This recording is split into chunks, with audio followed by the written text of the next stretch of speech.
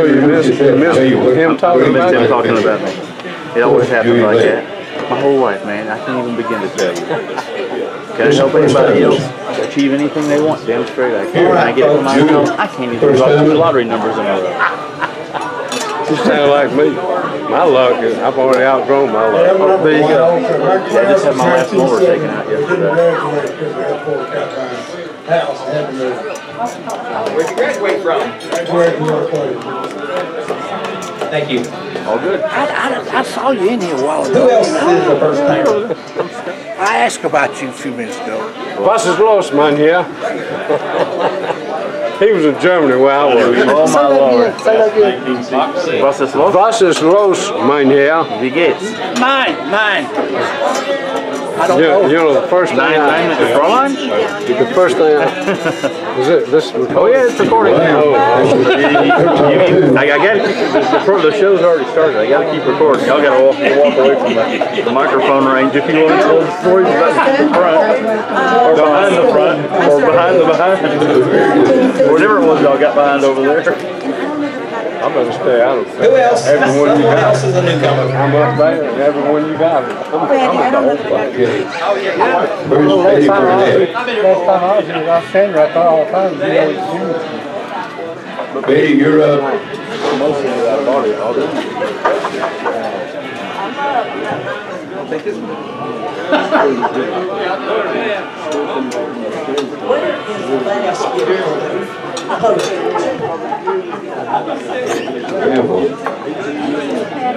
We borrowed Bobby's hat. We borrow your hat, Bobby?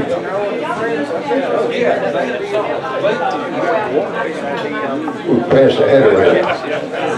Alright. Did all of you get a notice about today's gathering? Raise your hand if you did. Alright. You know how much stamps cost? They cost some money.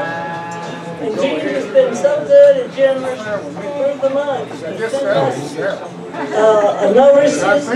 So I'm going to pass this hand around. And if you would like to drop something in toward his postage and his printing, we would deeply appreciate it. Thank you, Betty. Jess Lucas, you're next. Hey Larry, can we get the music turned down a little bit? The music turned down a little bit. Okay.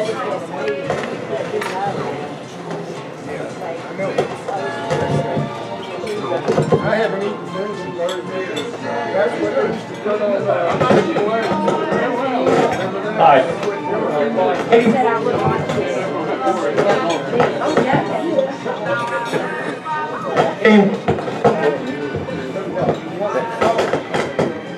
man, how are you?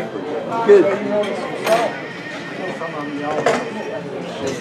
Hey, how you doing? Yes sir. I came fully prepared to say no one had passed away since our last meeting, but unfortunately, Joe Ivy, class of 1958, passed away about 5 weeks ago.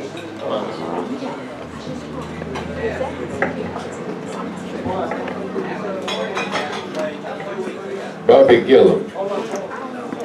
Where's your sister? Say again, what class? Alan Morgan, class of 1966, also passed away. So you're gonna keep taking up, stay out of camera range? Just have them bring you a plate.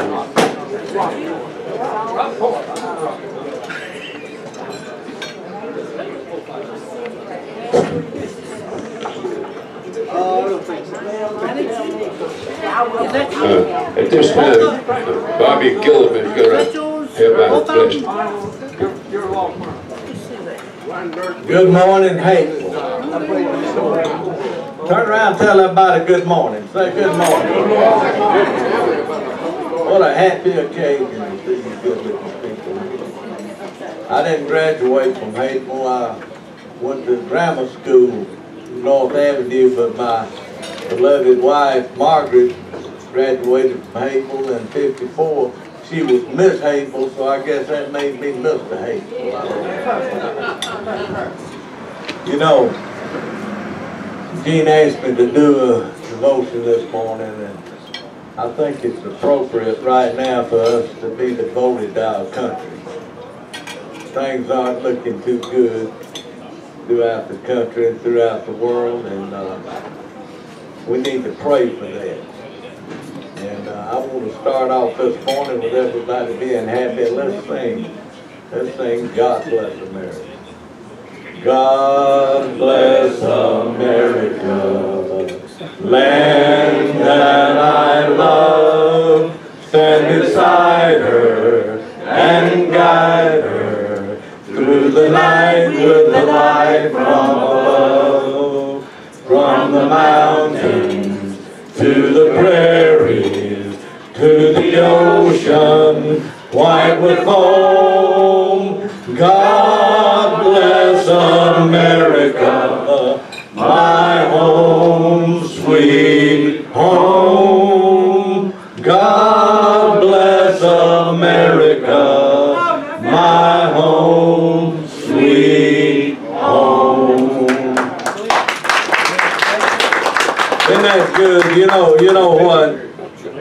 We were talking about you can't divide and stand, and we need to pull together right now. We need to pull together hard. We face elections, we face everything, and no matter what your political beliefs are, we need to pull together. And we need to set examples for these younger people coming up. We've been there, and we know what it's like, and we need to sit on that good example. Will y'all all pray with me the Lord's Prayer? Our Father, who art in heaven, hallowed be thy name. Thy kingdom come, thy will be done on earth as it is in heaven. Give us this day our daily bread, and give us our trespasses as we forgive those who trespass against us.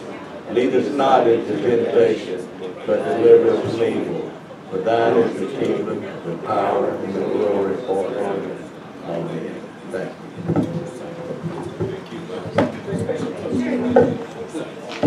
David McMurray, our program, and he's the person up on our list, graduated in 1951.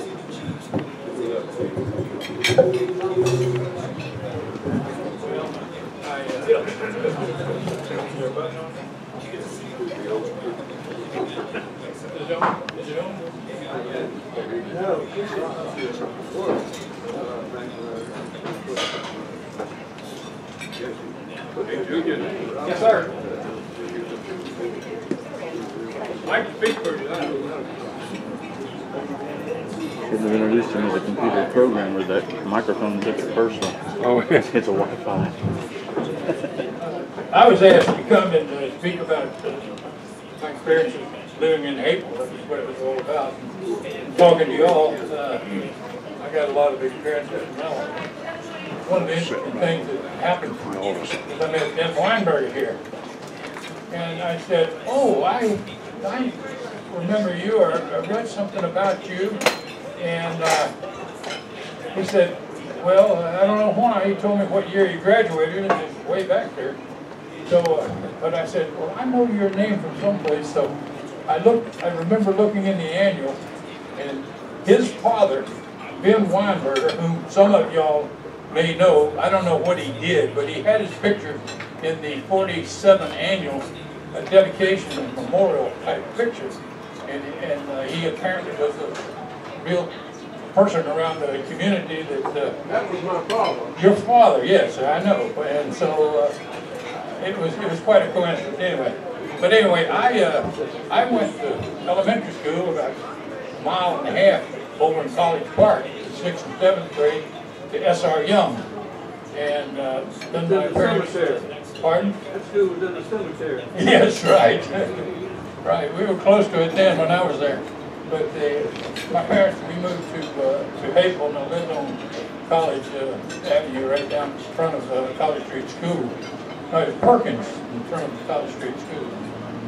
And I came to Hazel. We were the first class of the 5-year students. And so that was quite an honor. It was until we came walking down the street from the drugstore, and I met a bunch of thugs. My mother dressed me up in a nice white shirt and shorts or something, I don't know. I felt really good. my introduction page, I'm going on down there, and I met this guy named Tommy McDonald and a few other people. They had lipstick in their hand. And I don't know if any of y'all remember that, but they used to just delight in painting pictures on you and everything else. And I was really in shock. I didn't know what to do. But I was rescued by that principal, John L. Lewis, who came down and said, "You can't come to this school looking like that, son. You better go home."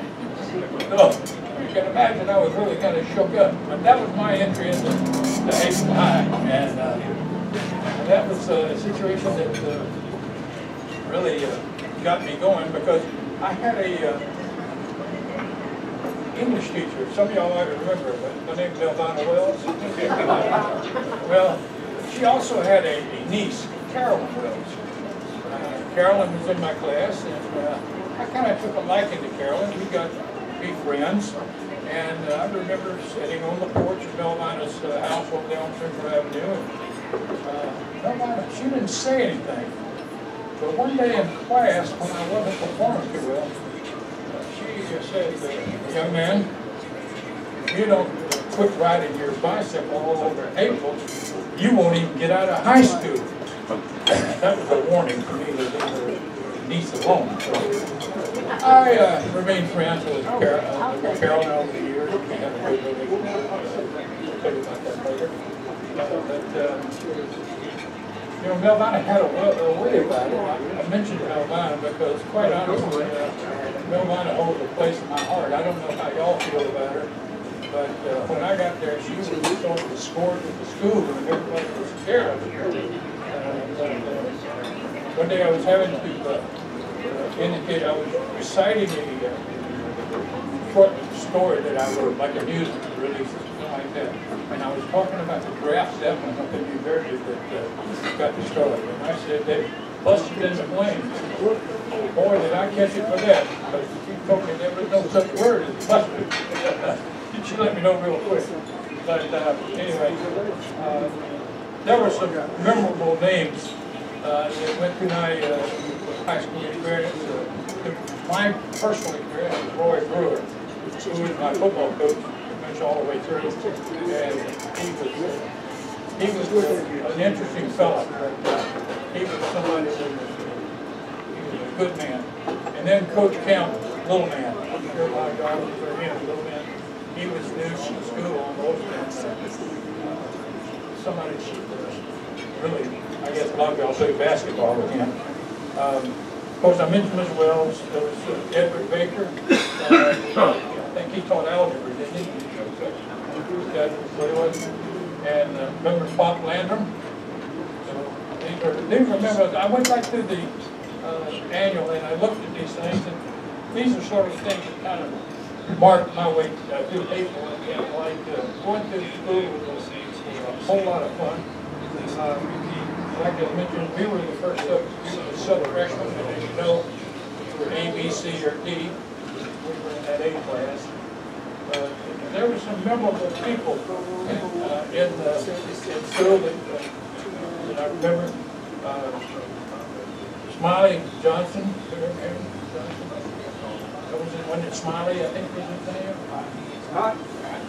No, not Cotton. Cotton was, I think y'all probably know Cotton. He was a young man, an athlete. He played football varsity for 4 years. And I don't know if he made all state, but he certainly had the capability. He hadn't been injured. He was injured a lot, but by his 4th year he was hurt. Didn't he make 2 years off that either?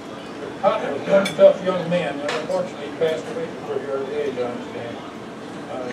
There was McElhannon, Dave McElhannon, Jude Paul, Kimball Albright. Kimball Albright had a younger brother, Kenneth. And they both became really quite good football players that I remember. So,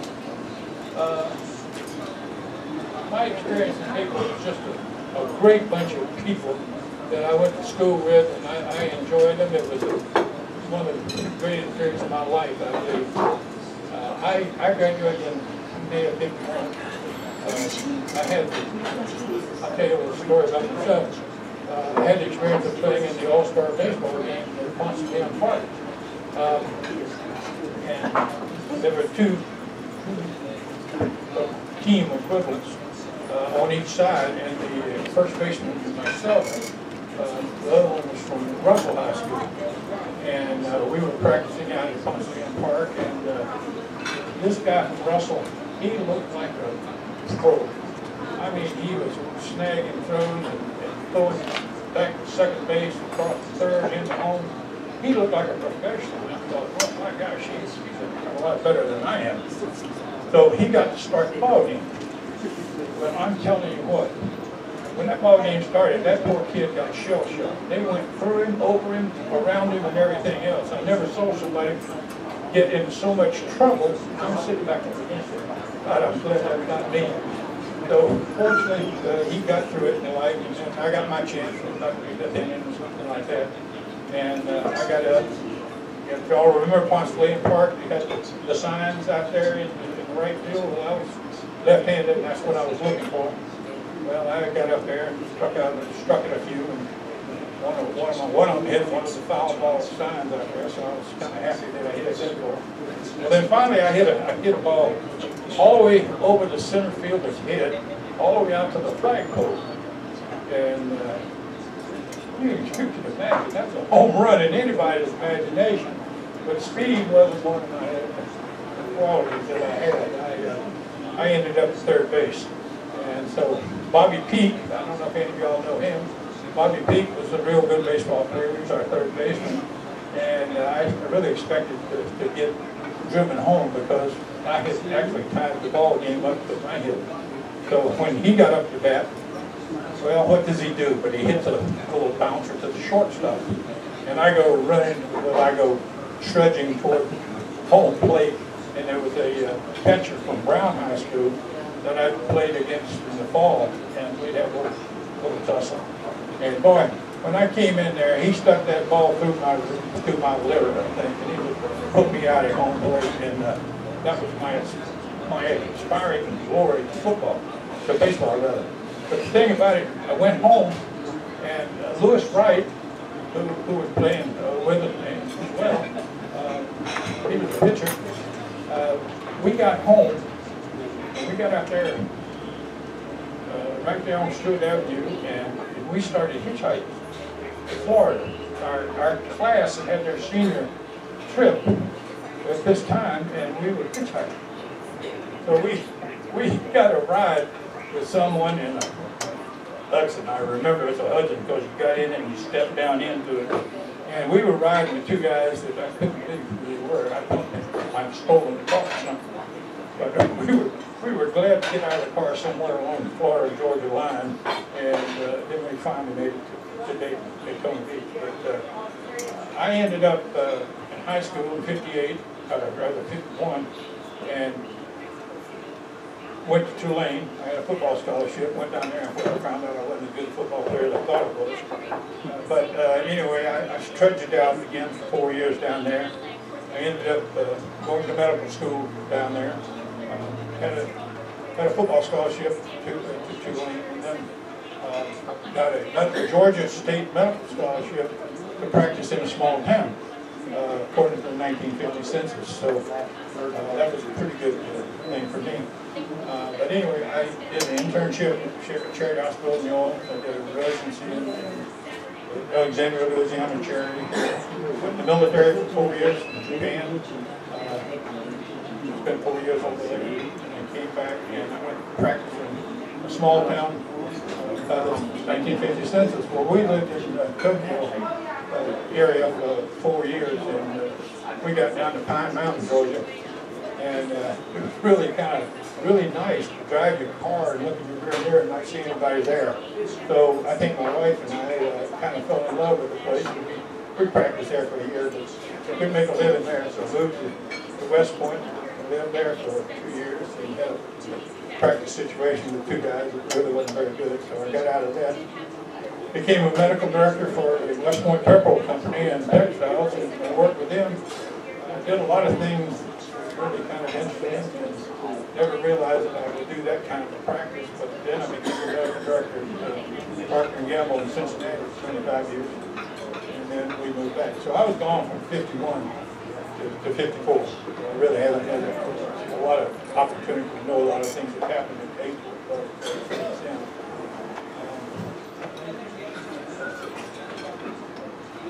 I want you to tell them who your doctor is. Well, it's a young man down in Noonan, Georgia. I heard him talking to two of his fellow colleagues, and I heard him calling Andy McDonald. And so I waited a little bit to see. I walked up to him and said, "Your name is Andy McDonald." I said, "Would you be any kid, or would you know a guy from April named Andy McDonald?" He said, "Yeah, that's my dad." I said, "Oh, gosh." Well, what happens is Andy is now the doctor, my doctor and my wife's doctor. He's a real wonderful doctor and a real tribute to you. I don't know how he did it, but it's real nice. So we live now, just a sideline, we live in Chattahoochee Hills, and we own the old GMA summer training camp. Some of you may know that. And Tommy has played basketball down there when they used to play against GMA. But we had a high school reunion there with some of the older folks came to that. But that sort of gives them an estimate or a little bit of a flavor of my experience with baseball. So it was really, really great. So Gene, thank you for the opportunity. Thank you, David. That's a very comfortable career, David. And now, Glenn, come on up here.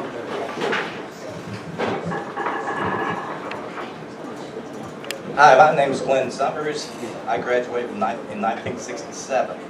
I was born in Hayful the year the Ford plant opened. And little people know this, but the Dorf House opened up in 1946. And in 1947, Hayful got a new Dorf House. My house. Dorf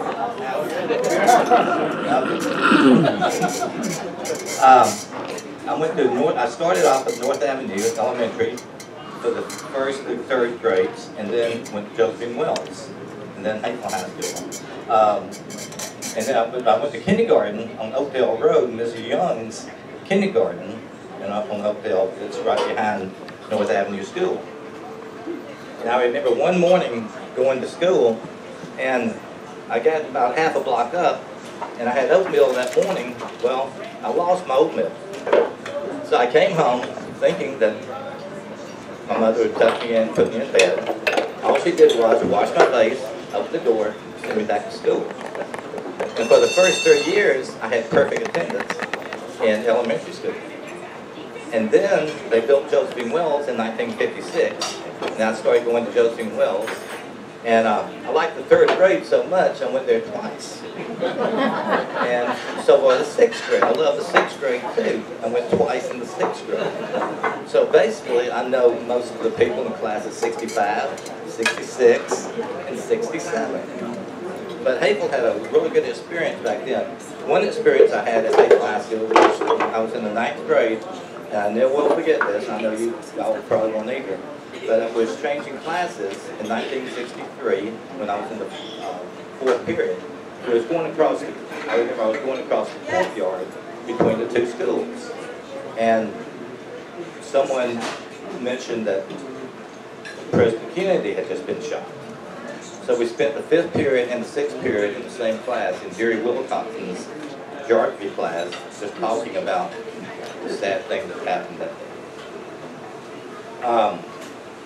Growing up in Hayful, the first thing I can really remember about Hayful High School is when the janitors would close the school, they would shut the windows. They had those metal windows because they didn't have air conditioning in Hayful.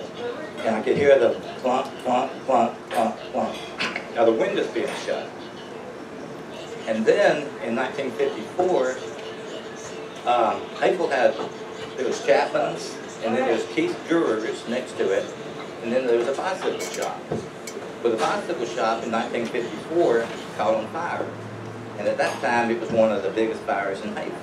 And it burned the bicycle shop completely up. It burned Keith Jewelers up, and part of Chapman's basement. And I wanted to go see it. I was only about 8 years old. I wanted to go see the fire. So I got to the corner, but a lady stopped me and I couldn't, she wouldn't let me cross the street. So that was a bummer, but maybe it was my best good that she didn't let me cross the street. So then, let's see, and then I remember one memory I had at school in the art class.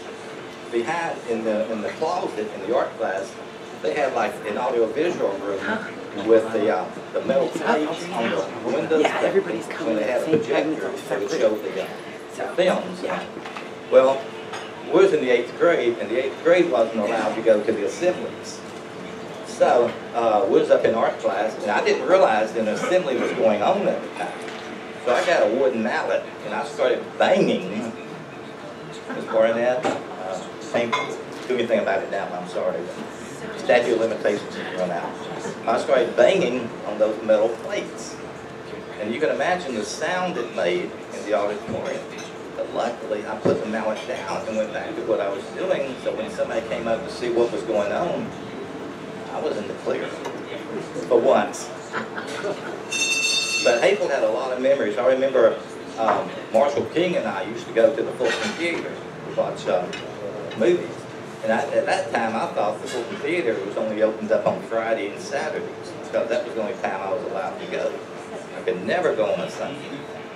So, Marshall and I would ride, he would ride his bicycle to the Fulton Theater, and I would ride on the bar, and it would take us about maybe 15 minutes to get there at night.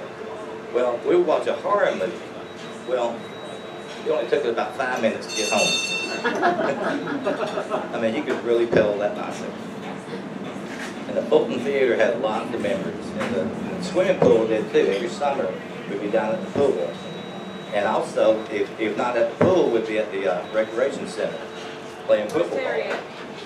And we had Miss Galvin was the manager there. And Greg McCallman, he ran it too. He was a very nice guy. He ran it too. And but I had a lot of memories growing up in Hazel. We used to collect bottles, Coke bottles, for our money. We could 2 cents for them. And we'd take them up to EZ and cash them in. And with the money I had, I'd spend on David Crockett's cards and baseball cards. And then, when I was probably about 8, we'd go up to Chapman's, and I don't know if anybody remembers this, but we'd go up to Chapman's, and the seniors and the juniors, I guess, would go up there to buy drinks and stuff. Well, I would stand on my head for a nickel. You gotta do what you gotta do when you're growing up. And that was pretty good income too. I enjoyed that, and they enjoyed it. It was a win-win for everybody. And but again, like I said, Hazel has a lot. I mean, I would never want to grow up in any other town but Hazel, because you had Atlanta on the north, and then you have, back then, you had the country on the south. Because I can remember getting on my bicycle, me and my sister and a couple other friends, and we'd get on Atlanta Avenue, and we'd go down on our bicycles down Atlanta Avenue to Clark Howell Highway, which was a straight shot, down to my grandfather's farm on Lee's Mill Road. But now, of course, you run into the airport. There's no way you can go that way now. And I had Miss Wells too. I remember I forgot the name of the teacher, but I was going to get out of Miss Wells. I was going to go to another class. And Miss Wells came in that class and told everyone, she put the fear of God in us. She said, if you don't have me, you cannot go to college. And at that time, I was planning on going to college. So I thought, well, I better get Miss Wells, because if I don't get Miss Wells, I can't go to college and I'll be in a lot of trouble. So I had Miss Wells, and I remember waking up like 7 o'clock in the morning, and I lived right across the street from the school. About 7:30, I just walked across the street to Miss Wells' room and wrote probably about 75 lines of poetry each day until I had all my poetry memories. But luckily, she passed me. I mean, it was a struggle, but she passed me. But after that, about a year later, I mean, still even a year, I was having nightmares. I'd wake up thinking I was still in high school. And then after I realized it was just a dream, I went, phew, and went back to bed. But she was a good teacher. I mean, Ms. Wells and her sister Josephine Wells, we went to Josephine Wells Elementary. And I think Ms. Barnett was the principal back then. But I wouldn't have trusted Ms. Wells for anyone. She taught me a lot of memorization, and she was a really good teacher. I went to First Baptist at Hayfield, and met a lot of people. And the children's home also went to First Baptist at Hayfield. I met a lot of friends, good friends in the children's home from school and church. You know, so I got to know a lot of variety of people from Hayfield High School. From Hayfield. And again, like I said, Hayfield is, I've lived here 71 years now. And I've lived on the same street 70 years. And I'm not planning on moving, so it would cost me a fortune if I did move, by all this junk I've accumulated. So, but I really enjoy coming here every 3 months and seeing everybody, Robert Wiles. We were in Boy Scouts. We was in Boy Scouts together, and that's another thing. Boy Scouts, Troop 167. That's a fond memory of Hayfield. You know, going to Scouts and going to Bert Adams camp and having a lot of good fun that way. But like I said, in Hayfield, and then I remember the manager of the Connie Mack team. He wanted me to play baseball for him. And Donnie, I know you remember this. He thought I could walk, you know, just walk up being small. So he wanted me to try out. So, okay, I got up there with a bat. And Donnie was throwing balls on his fastball. I'm like, man, I can't even see it. How do you expect me to try to hit it? And so, you know, and Donnie said, man, that was a strike. You should have swung at it. I said, I didn't see it. So, you know, Hayfield had, like I said, and then also when they was building Josephine Wells Elementary School, this was the time that the Alamo, David Crockett and the Alamo was coming out. And me and my friends would go out there, we'd feel like Josephine Wells was the Alamo. And back then, you could play in buildings, and we used to play in, every time they was building a house, we'd play in it and all that. In fact, the house I'm living in now, I played in it as a child. And they wouldn't, you know, people wouldn't run me out or anything. I remember stepping on a bag of nails and going home and get my mother to patch me up. But of course, she didn't think anything about suing me. You know, back then, you didn't do things like that. So, but Hayfield holds a lot of memories, and I just feel sorry for the people that don't live or didn't live in Hayfield. That's all.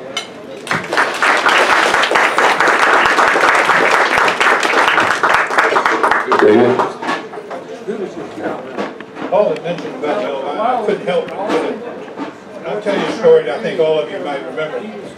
Glenn mentioned memorization and stuff of that nature. Remember? Well, I played football, but I couldn't play basketball because I had bad feet, which wouldn't let me. So all during the winter and the like, I learned all my points and had them going because I wanted to play baseball in the spring. So that was Melvina, my last point. I said, I'm dedicating this one to you, Ms. Wells. He said, what is it? He said, well, let me just recite it to you. Oh, with some power to give to you, to see ourselves as others see us. Y'all probably remember that from Burns. And that was my last point. And mentioned Melvina memorization. And to report back that memory, I thought they would share that with you. Thank you. Give you guys a big hand. Wait a minute. Mr. Smith. And we were talking about Coach Campbell, Foot. They all call him Footman or something. Coach Campbell, as you know, smoked a good bit. Y'all remember that. And I smoked a good bit also in high school. And I was in his class in history, and evidently he had ran out of cigarettes. He called me out in the hall, and I thought, oh, I'm in trouble. He gets me out in the hall, and he called me Tommy. Tommy. He said, Tommy? He said, I ain't got no cigarettes. He said, give me a cigarette. I said, Coach, I ain't got any cigarettes. You don't smoke? Tommy, GT, give me a cigarette. I said, Coach, hey, he said, you better give me a cigarette right now. I kept them in my sock back then. I reached out my sock, pulled out my cigarette, and I gave him 3 cigarettes to get through the rest of the day. And here's our coach asking me to give him a cigarette, which I did. I had to tell that story when Coach was talking about Coach Campbell. Thank you. We have had some colorful people. Don, come on up, please.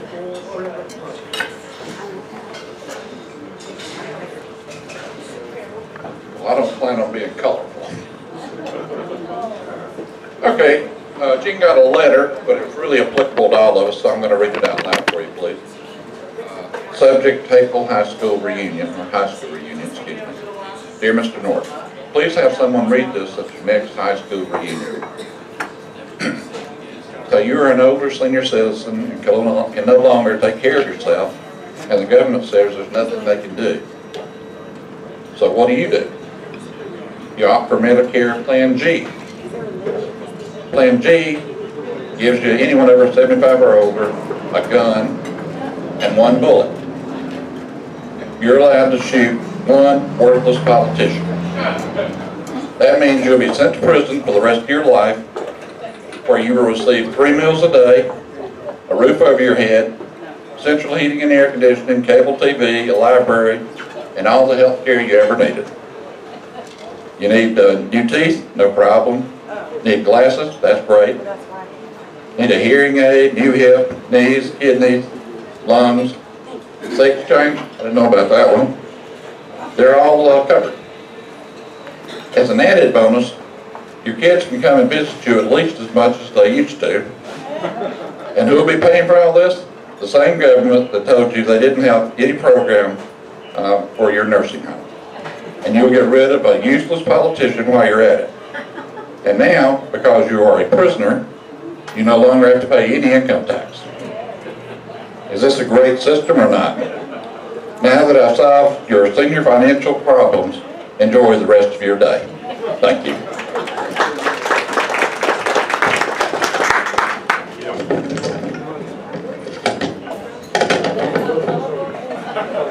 Thank you, Don. Hey, everybody, give those 3 guys a big hand. And 4 guys, tell Mrs. Smith. That's very, very great. Our next meeting will be February the 13th in the new year, 2019. Anybody have any announcements or any comments they want to make?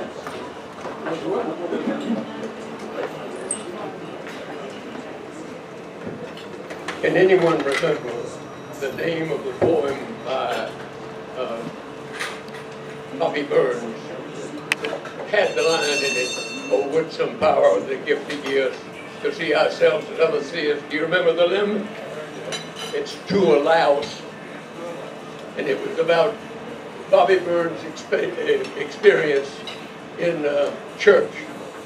And in front of him was this lady with a very fancy coiffure. And then she was just proud as could be about her hairdo. But he noted that there was curling around in her hairdo a louse. So, would some power the gift he gives to see ourselves as others see. Thank you, Ben. Any other body? Wait, here comes Bill Bailey. I knew he had to come up and say something. I have 2 heroes in this town. As I was growing up, Tommy Smith was one of them. He knows why. And the other one was the guest speaker at our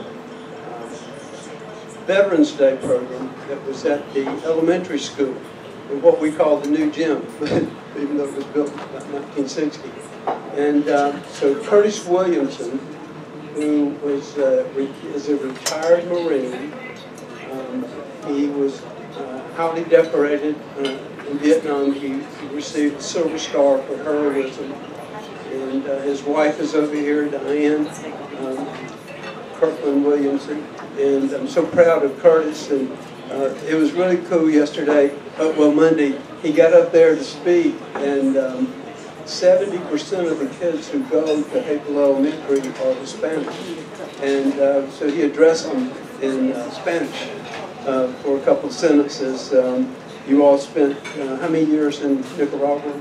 3 years. 3 years in Nicaragua. So anyway, I just wanted to point that out. Curtis was in the class of 1964. Someone that we can all be really proud of. Thank you, Bill Bailey. Anybody else? Not me. And also, folks, I'm looking for volunteers to tell about growing up and living in Hazel at our next meeting on February the 13th. So contact me if you'd like to tell us a little bit. If there's nothing else, enjoy your dinner, and we are dismissed. Thank you.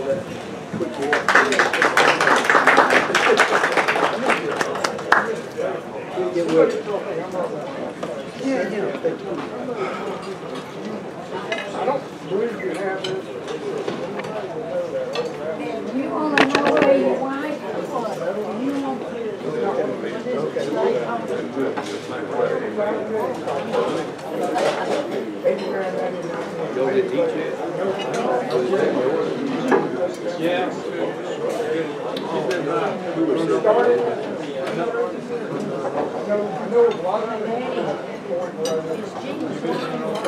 Well, they said that I do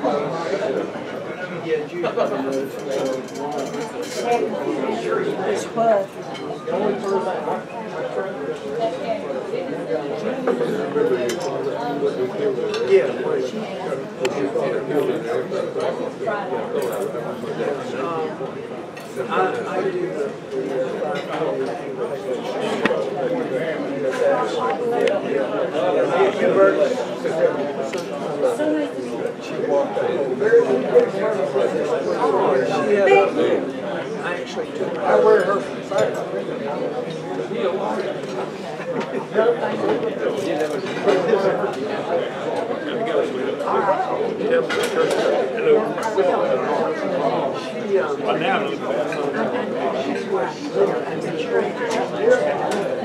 Yeah, it's in Logan. Living there from December the 1st.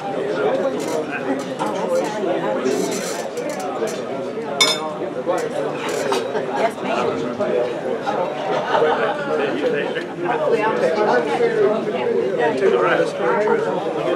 No, it started at Marietta. He stole the train to Kentucky. Always.